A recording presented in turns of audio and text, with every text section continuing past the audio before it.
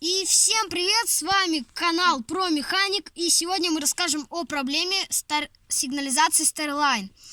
Первая проблема – это провода. Они проходят под этим ковролином и идут в эту трубочку. Далее идут уже в двери, в замок. Почему это проблема? Потому что эта труба, она не полностью защищает, она не защищает от внутренних повреждений проводов. И когда двери закрываются или открываются, провода могут сломаться или сломаться одна их часть, и произойдет короткое замыкание. Чтобы это устранить, нужно открутить вот эти два болта.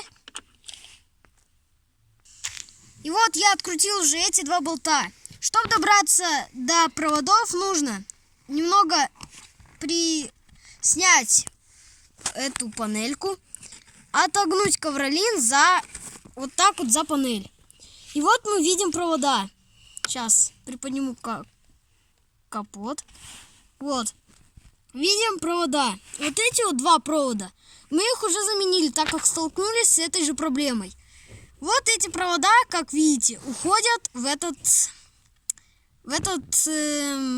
шланг, как мы уже видели. Так, чтобы проверить, оборваны ли провода или нет, нужно дернуть за провод.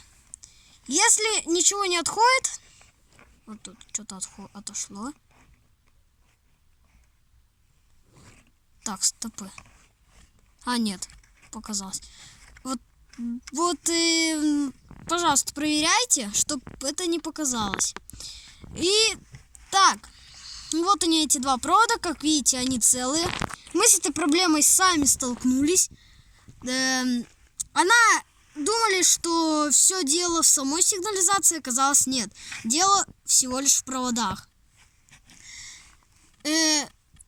Вторая проблема сигнализации – это ее неправильное использование.